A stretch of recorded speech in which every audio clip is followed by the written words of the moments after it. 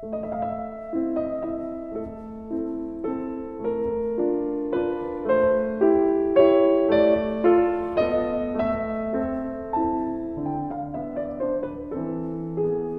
noite a todos, sejam todos muito bem-vindos. Quero agradecer a Thaís, a casa, a Angélica pelo convite. Meu coração está imensamente alegre em estar aqui pela primeira vez como palestrante. Eu venho frequentando a casa e é com muita alegria que hoje a gente estreia aqui com o tema O Bom Samaritano. O tema, para muitos que estão aqui, não é novo, mas fica o convite para que tenhamos um olhar diferente, porque as palavras que nós vamos ouvir aqui pode ser que sejam as mesmas que já ouvimos em outros tempos, mas nós hoje não somos os mesmos de ontem, nós somos diferentes, estamos enfrentando situações diferentes e estamos modificados à medida que estamos no caminhar da evolução. Então abram os corações, abram as suas mentes para ouvir mais uma vez as palavras do nosso Mestre Jesus.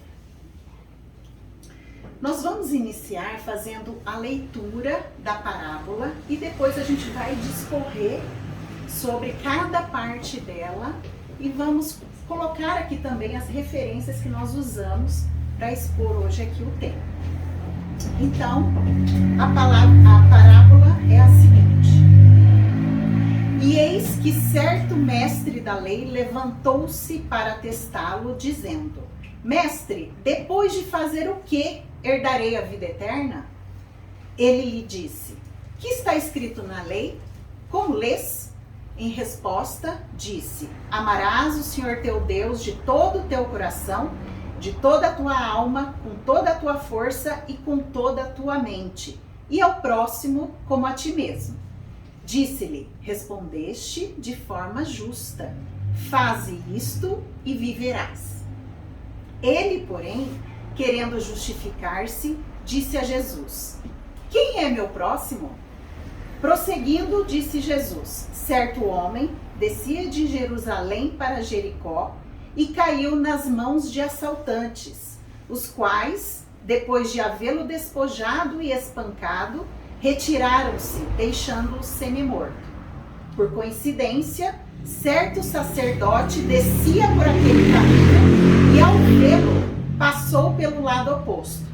De forma semelhante, também um levita, que vinha por aquele lugar, ao vê-lo, passou pelo lado oposto. Certo samaritano, em viagem, veio até ele e, ao vê-lo, compadeceu-se. E, aproximando-se, atou os ferimentos dele, derramando óleo de oliva e vinho. Após colocá-lo sobre seu próprio animal de carga, levou-o para uma hospedaria e cuidou dele. No dia seguinte, tirando 2 denários, deu-os ao hospedeiro e disse: Cuida dele, e o que gastares a mais, quando eu retornar, te pagarei. Qual destes 3 te parece ter se tornado próximo do que caiu nas mãos dos assaltantes? Ele diz: O que praticou a misericórdia com ele. Disse-lhe Jesus: Vai e faze tu do mesmo modo. As referências utilizadas são o Evangelho segundo o Espiritismo, a tradução pelo Haroldo Dutra Dias do Novo Testamento, o livro E o Verbo se fez parábola, também do Haroldo, o livro Analisando as Traduções Bíblicas, de Severino Celestino da Silva, e também do mesmo autor, o Evangelho e o Cristianismo Primitivo.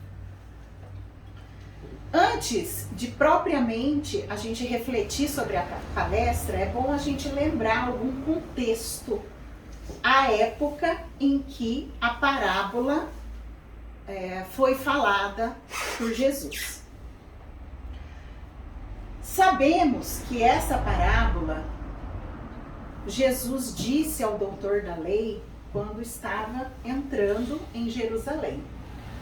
Essa foi a última viagem antes da crucificação que Jesus fez de Cafarnaum a Jerusalém. crucificação. Foi uma viagem muito instrutiva, uma viagem de muitas memórias, experiências e mensagens de evangelho, da Boa Nova do nosso Mestre Jesus. Vale a pena lembrar que no meio dessa viagem, Jesus anunciou que iria a Jerusalém, e a época da Páscoa, isso não era de espanto, não era para se espantar. Por quê? Porque todo judeu peregrino, à época da Páscoa, ele ia a Jerusalém, ele peregrinava a Jerusalém. E quando Jesus, naquela época, disse aos seus discípulos: vamos a Jerusalém, mas preciso passar pela Samaria. Isso sim foi surpresa, porque àquela época judeus e samaritanos já não se entendiam. Eram povos considerados inimigos por diversos fatores, e àquela época daquela viagem não era diferente. Os apóstolos se espantaram, mas seguiram a sugestão de Jesus e disseram: mestre, nós vamos então na frente conseguir hospedagem. Eles foram e não conseguiram hospedagem. Os samaritanos se recusaram a receber a comitiva de Jesus e de seus apóstolos. Então aquele rancor que já existia entre os judeus e samaritanos foi potencializado com aquela recusa que os samaritanos tiveram em receber Jesus durante essa viagem. Mas eles seguiram o caminho, e aí, chegando em Jerusalém, cansados, esse doutor da lei veio testar Jesus, como se quisesse adiantar uma prisão de Jesus, como se quisesse forçar Jesus a dizer algo contra, para que ele fosse preso e pudesse ser encarcerado. Mas isso não aconteceu ali, enquanto Jesus contou essa parábola ao doutor da lei. Bom, podemos iniciar no primeiro trecho. Então, o primeiro versículo diz: e eis que certo mestre da lei levantou-se para testá-lo, dizendo: mestre, depois de fazer o que herdarei a vida eterna? O questionamento é válido. Ele, um doutor da lei, conhecedor da Torá, um judeu, um doutor da lei, que sabia no texto o que precisava fazer para ser um justo e assim herdar a vida eterna. Mas ele quis testar Jesus para saber se Jesus responderia alguma coisa diferente do que estava contido na Torá, ou se Jesus teria algum novo caminho que não aquele que ele conhecia, para anunciar para que eles herdassem a vida eterna. E Jesus respondeu com uma outra pergunta, assim como um judeu faz, não responde diretamente a questão, mas sim devolve uma pergunta, e Jesus não falou uma palavra fora de contexto e que não trouxesse nenhum tipo de ensinamento. E ele respondeu com as seguintes questões: o que está escrito na lei? Isso é fácil. Ele, um doutor da lei, ele sabia de cor e salteado o que estava escrito na lei. Mas aí Jesus puxa mais ainda dele, questionando: como lês? Como você interpreta o que está escrito na lei? Como é para você aquilo que está escrito que você deve fazer para se tornar um justo e herdar a vida eterna? O que você entende do que está escrito lá? E aí, o doutor da lei, sabiamente, muito inteligentemente, respondeu: amarás o Senhor teu Deus de todo o teu coração, de toda a tua alma, com toda a tua força, com toda a tua mente, e o teu próximo como a ti mesmo. Esse era um ensinamento que todo judeu sabia, que amar de todo o coração, de toda a alma, com todos os seus muitos ou suas forças, toda a sua mente, e ao próximo como a ti mesmo, eles sabiam desde muito criancinha. Esse era o mandamento maior, mas ele respondeu a primeira pergunta de Jesus só. O que está escrito na lei? Isso estava escrito na lei. Como você interpreta o que está escrito na lei? Ele não respondeu. O que devemos entender no mandamento maior, quando um judeu diz que é assim que se torna justo e herda a vida eterna? Quando você ama a Deus de todo o coração, entende-se que você coloca o seu sentimento e a sua razão. Então, para os judeus, amar de todo o coração é amar com todo o seu sentimento e com toda a sua razão. Amar também a Deus com toda a sua alma é amar com o espírito e o corpo. Porque para o judeu, espírito e corpo é uma coisa só. Ou seja, você tem que ter palavras, mas você precisa da ação, agir. E por isso, muitas demonstrações exteriores do amor a Deus entre eles. Por isso, muitos sacrifícios, muitas ações, peregrinações, que são as ações em que os hebreus faziam para demonstrar esse amor de toda a alma a Deus. Com toda a sua força, força é o que veio traduzido para o português, mas na realidade é com todos os seus muitos, muito no sentido de recurso material, de bens ou de talentos. Com tudo que você tem de muito, você emprega amando a Deus, você está amando a Deus com todas as suas forças, ou com todos os seus muitos.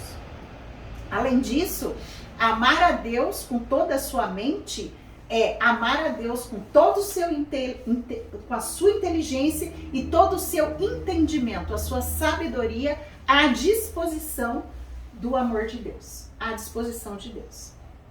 Então, quando ele respondeu isso, era isso que ele entendia, o doutor da lei. Ele entendia que para ser um justo e herdar a vida eterna, ele deveria amar desta maneira a Deus. E esse é o mandamento maior que nós temos em Marcos e Lucas, contido ali. Esse é o primeiro grande mandamento. Assim Jesus pronunciou. Mas Jesus respondeu para ele: você respondeu de forma justa, correta. É isso mesmo. Essa primeira questão você respondeu corretamente. Agora, faz o que você respondeu, pratica esse amor em todas as instâncias por Deus, e aí você vai viver. Poxa vida, Jesus estava falando com um ser encarnado, ele estava vivo naquela existência. E Jesus responde ele dizendo: faz o que está escrito na lei, aí você vai viver. Você vai viver o quê? A vida eterna. E se eu estou lhe dizendo que é assim que você vai herdar a vida eterna, é porque você está aqui, encarnado, materialmente vivo, mas espiritualmente você está morto. Então vai e pratica isso para você viver. Vai e pratica isso para você herdar a vida eterna. Mas ele não satisfeito, inclusive querendo se justificar, querendo dizer: não, peraí, o senhor está dizendo que eu estou morto espiritualmente, mas é porque essa primeira parte de amar a Deus com todas aquelas condições eu faço. Só que a segunda parte é que está difícil. A segunda parte é: quem é o meu próximo? Senhor Jesus, quem é o meu próximo? Por quê? Porque naquela época havia realmente uma dúvida entre os judeus de quem poderia ser considerado o próximo. Por quê? Muitas correntes disseminavam o entendimento de quem era o meu próximo, para que eu atendesse o mandamento maior e pudesse herdar a vida eterna. Porque em Levítico estava escrito. Lá na Torá consta, mas amará o teu próximo como a ti mesmo. Então essa discussão de quem era o meu próximo, para que eu pudesse me tornar um justo e herdar a vida eterna, ela era lícita. Ela era lícita. Por quê? Havia a corrente que achava que o próximo era aquele que pastoreava conosco. Aquele que a palavra próximo em hebraico, ela tem um radical igual a mal, a palavra mal, e igual a palavra pastor. Então, existia uma corrente que dizia o próximo é o seu inimigo. Mal é aquele malfeitor. Então, você precisa amar o seu inimigo, como você ama a si mesmo, para se tornar um justo. Uma outra corrente dizia, olha, mas a mesma palavra tem um radical que pode ser traduzida como pastor, entendida como pastor. Aquele que pastoreia comigo é o meu próximo. Aquele que pastoreia comigo é fácil, porque é aquele que tem os mesmos gostos, anda por onde eu ando, frequenta onde eu frequento. Então fica fácil desse jeito. E esse que pastoreia, que é o meu povo, que é o meu próximo, de distância material, mas também aquele que vive a mesma vida que eu vivo, com os mesmos pensamentos que eu vivo, era a corrente majoritária à época. Então, eu não deveria amar um romano se eu fosse judeu. E o contrário também era verdadeiro. Eu não deveria amar um judeu se eu fosse romano, naquela época. Mas existia também uma corrente de Hilel, que foi avô de Gamaliel, que foi um mestre de Paulo de Tarso, que dizia o seguinte, olha, próximo como o mandamento, como a lei, o que está escrito na Torá, próximo é todo mundo. Esteja ele próximo ou distante de você, seja ele bom ou mal para você, esteja ele pastoreando ou não pastoreando com você. Todos os filhos de Deus, de todos os povos, são o seu próximo. Então, quando o doutor da lei diz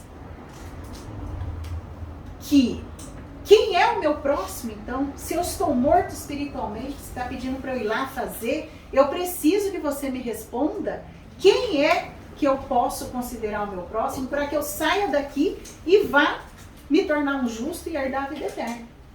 E aí Jesus responde para ele contando a parábola do bom samaritano.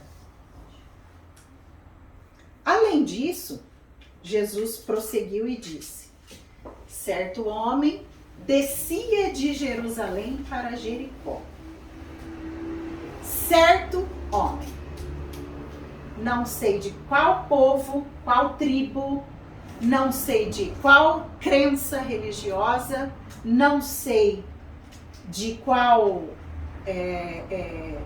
sociedade ele participa, não sei onde ele pastoreia, não sei se é bom, não sei se é ruim. Não tem característica dele. Esse é o único personagem da parábola que não tem características para defini-lo, de onde vem, para onde vai.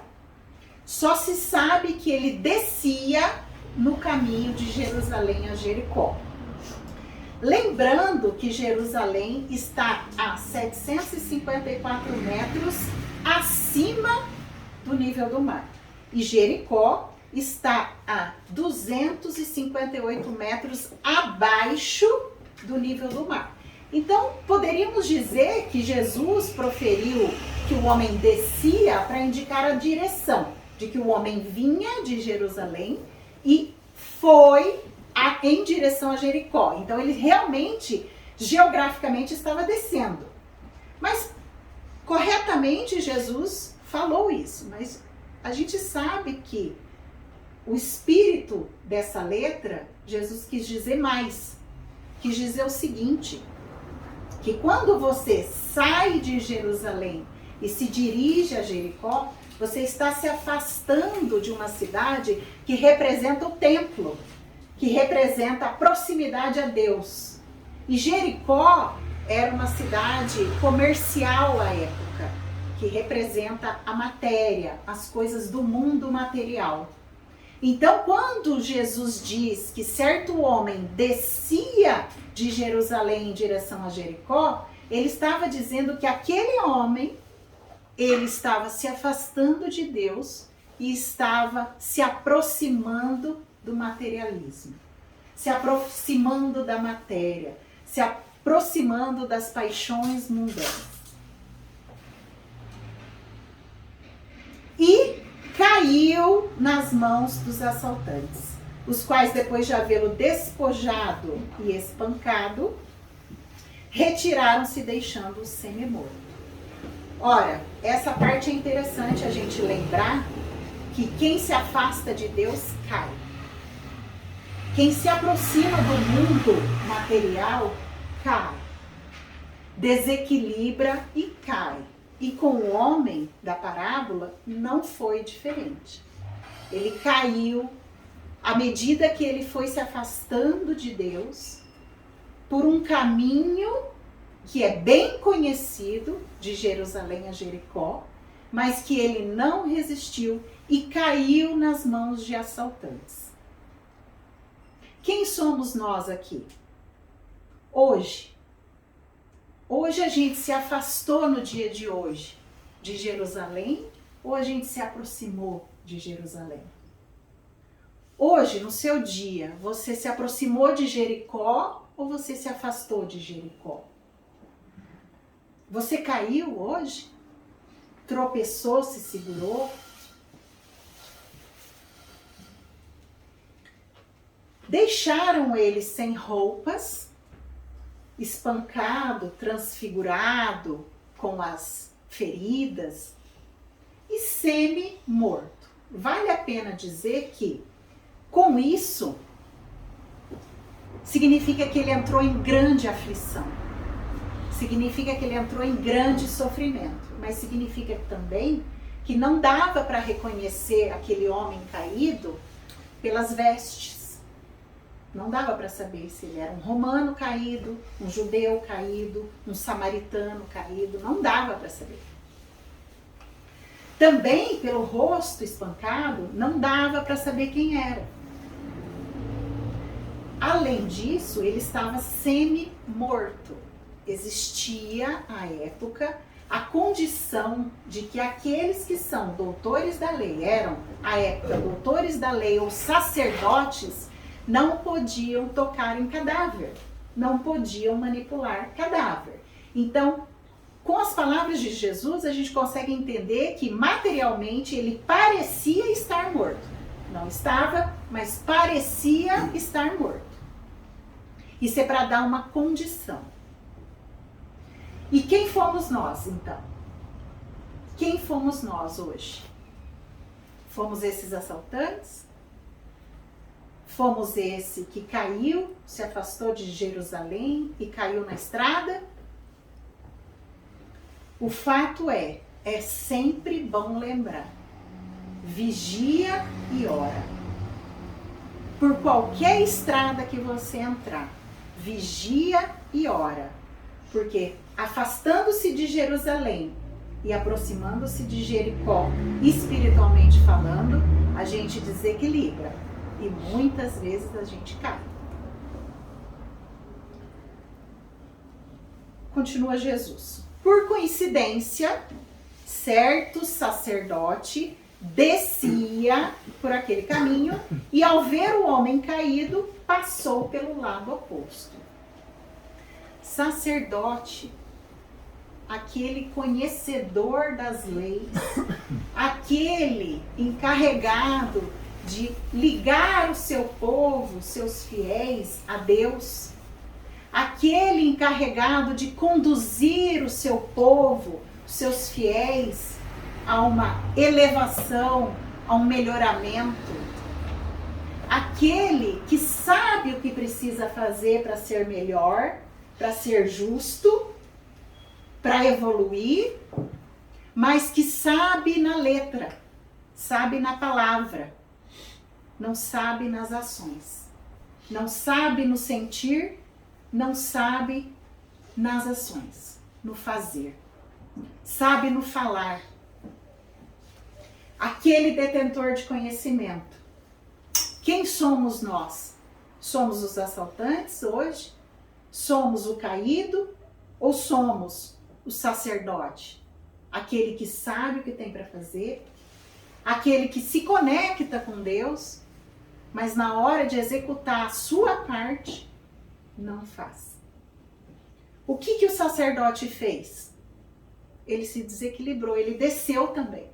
Ele se afastou de Deus, ele se afastou de Jerusalém, ele desceu o caminho, ele se aproximou do mundo, ele se aproximou das paixões mundanas e ele se afastando de Deus, ele não conseguiu colocar em prática.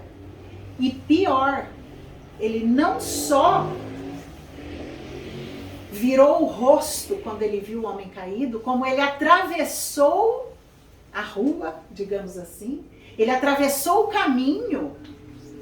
Para quê? Preocupado que se alguém o visse, ele, um sacerdote, passando do lado de um homem caído, não iria lá atendê-lo.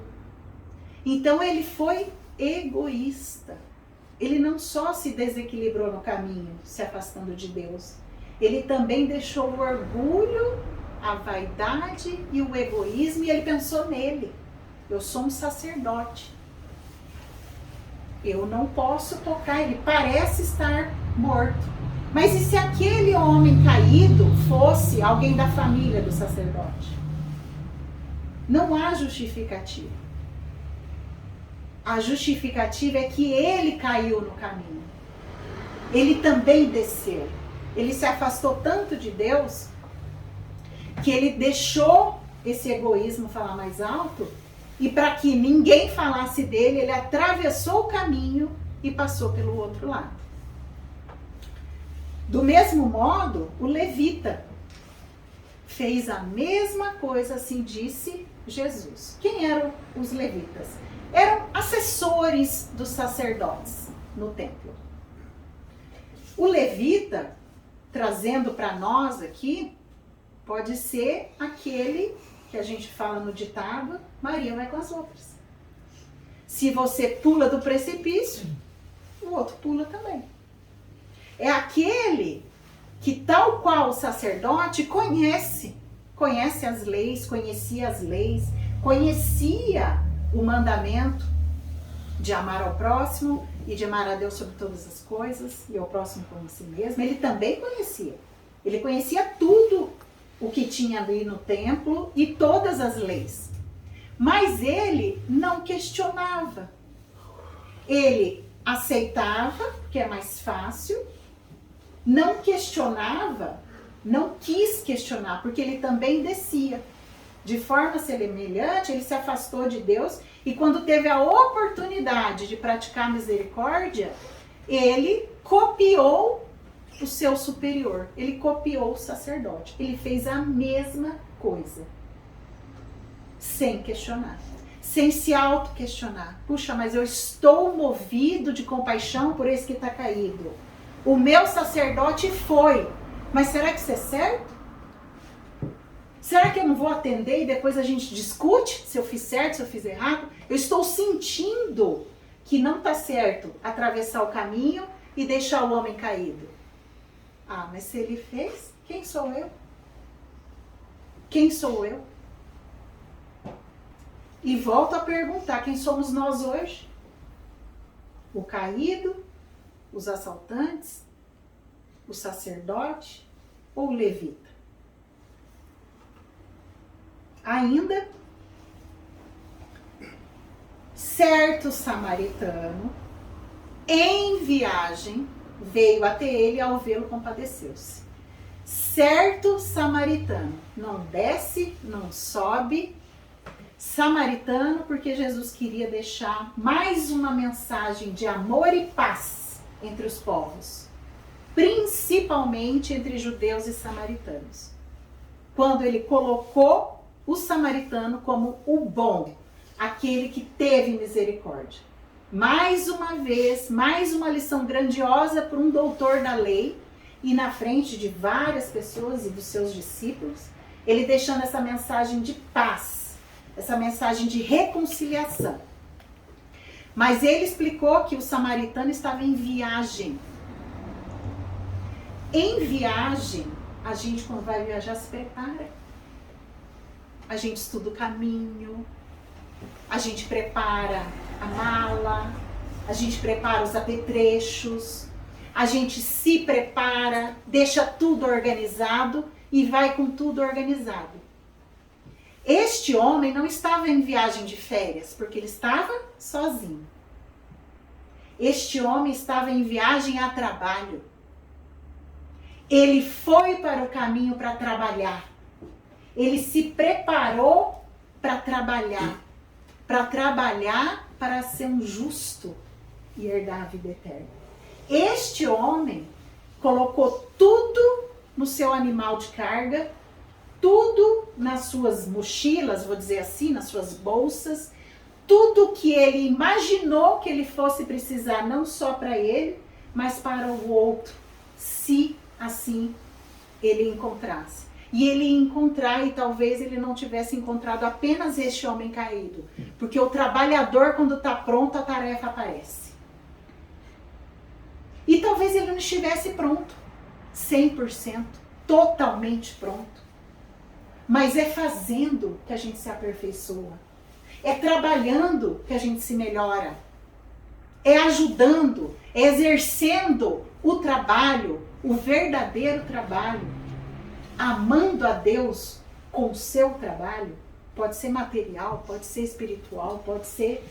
É trabalhando que a gente se melhora, se torna melhor, mais perfeito e a tarefa melhora ainda mais. E esse era o homem que estava em viagem, preparado, se preparou para o trabalho e o trabalho apareceu. E ele se compadeceu, ele foi movido por compaixão. E quando ele se preparou, não pense que ele, movido apenas pela compaixão, ele foi sem olhar em volta se os assaltantes não estavam à volta ainda, se era seguro fazer a aproximação.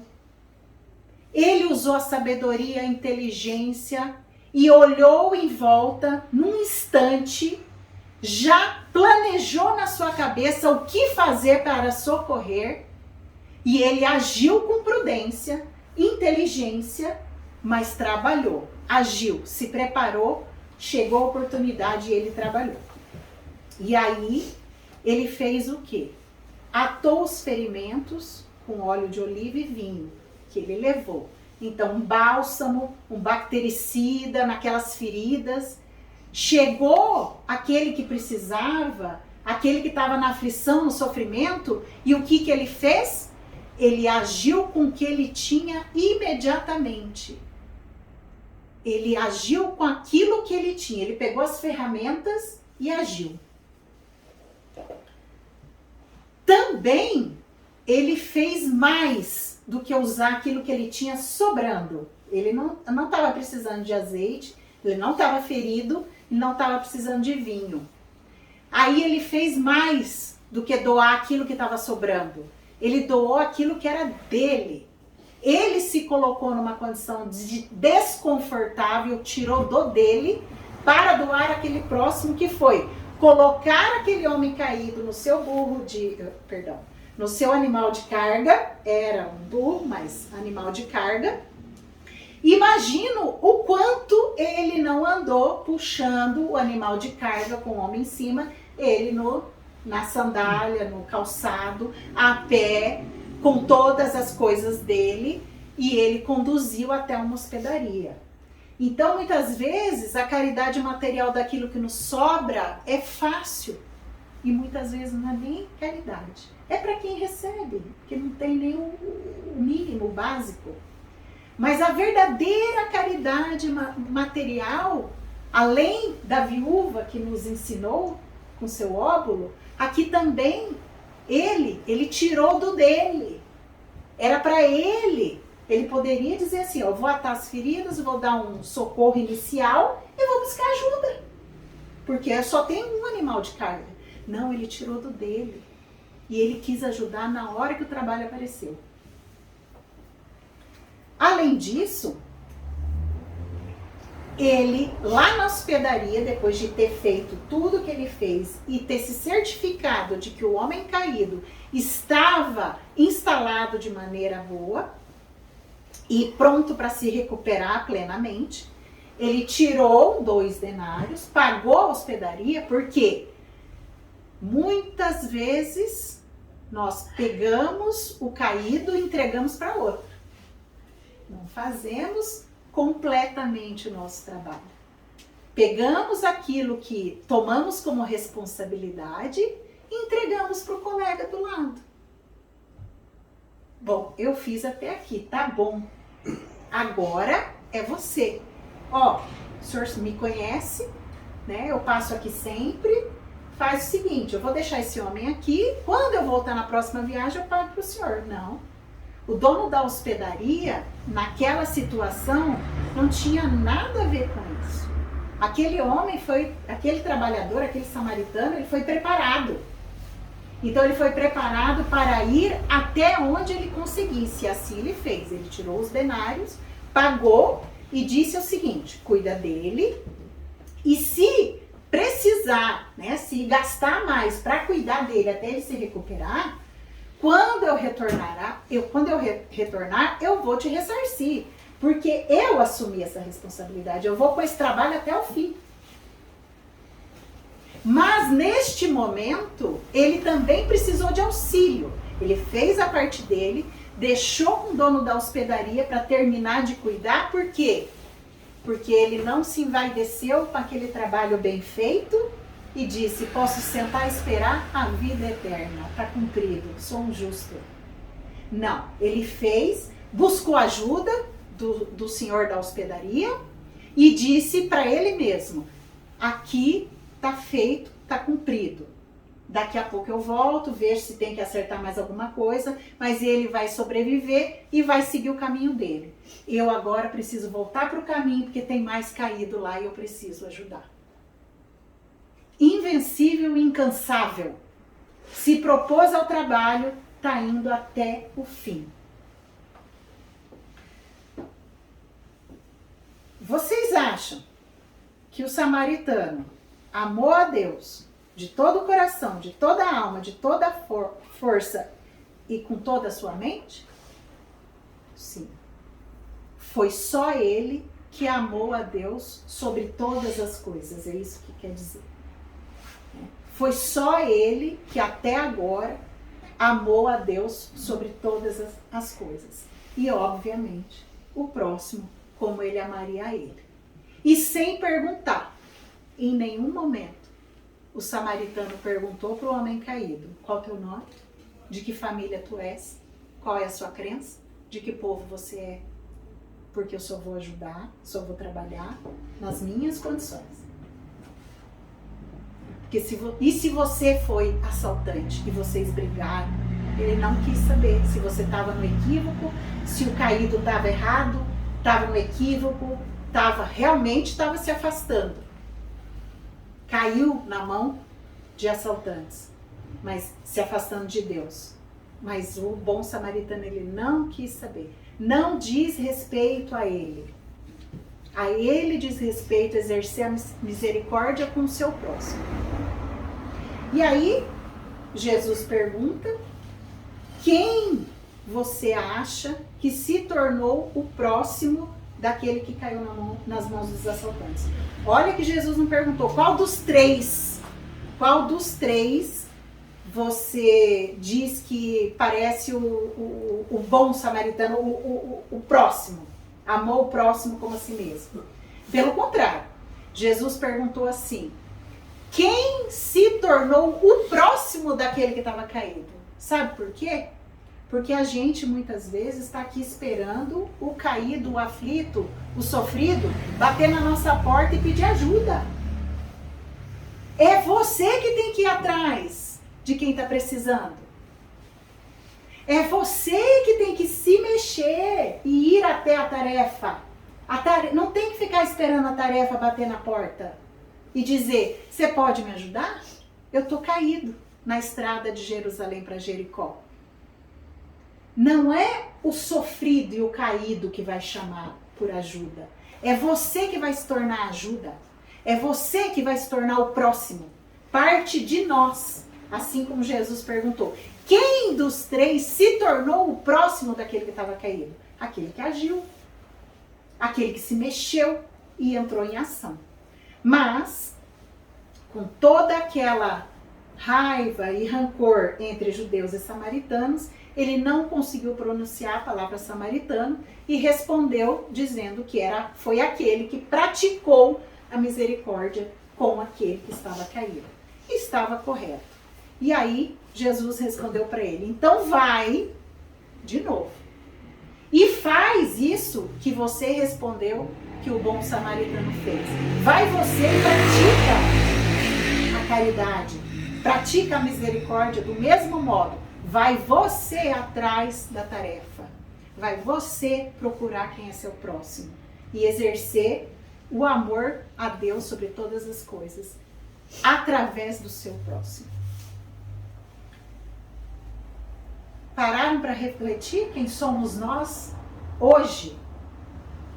Quem somos nós hoje? Somos o doutor da lei, os assaltantes, o caído, o sacerdote, o levita, ou quem sabe, já somos o bom samaritano. Se não somos até agora, que possamos com essas reflexões, a partir de agora, começarmos a ser. Começarmos a sermos este homem que levanta, se prepara e vai ao encontro da tarefa, vai ao encontro do trabalho, vai ao encontro do próximo, do aflito, do necessitado. Para encerrar, eu gostaria de fazer a leitura de um texto e gostaria que ela fosse uma prece final, se vocês me permitirem. Esse texto tem o título O Próximo e Nós. Ele está no livro Rumo Certo, psicografia de Chico Xavier pelo Espírito Emmanuel. E diz assim: esperas ansiosamente encontrar o Senhor e um dia chegarás à divina presença.